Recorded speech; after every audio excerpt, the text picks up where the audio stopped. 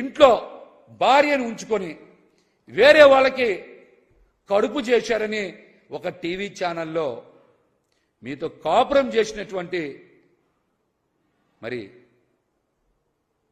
మహిళ బయటకు వచ్చి టీవీ ఇంటర్వ్యూలు ఇచ్చి మాట్లాడితే దానికి మీరు ఎందుకు మాట్లాడాలా?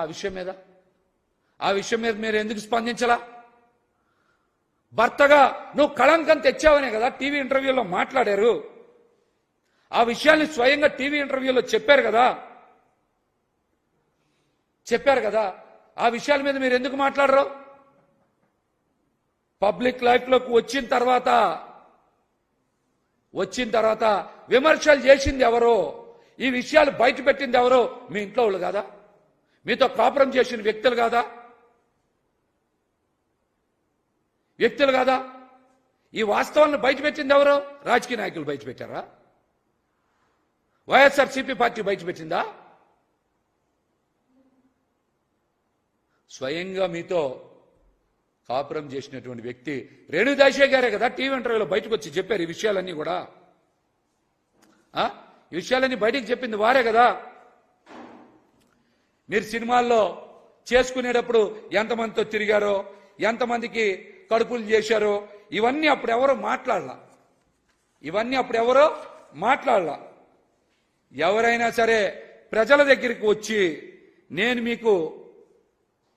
మీకు మంచి చేస్తాను ఓటేయండి అని అడుగుతారు. కానీ పవన్ కళ్యాణ్ గారిది కొత్తది. మీరు ముందు నాకు ఓటేయండి, నన్ను గెలిపించండి, ఆ తర్వాత నేను మిమ్మల్ని వచ్చి కలుస్తా అంటున్నాడు ఆయన. ఆ తర్వాత వచ్చి కలుస్తారంట. ఇదేం ఎన్నికల ప్రచారం రాష్ట్రంలో ఎవరికి అర్థం అవ్వట్లా. ఇదేం ఎన్నికల ప్రచారం?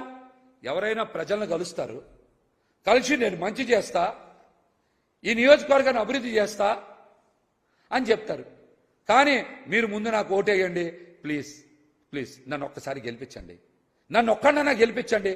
నువ్వేం పార్టీ అధ్యక్షుడివి? నన్ను ఒక్కడన్నా గెలిపించండి, మిమ్మల్ని అభ్యర్థిస్తున్నా, ప్లీజ్ అన్నాడు. చూస్తున్నారుగా మీరు. ఇదేంటి?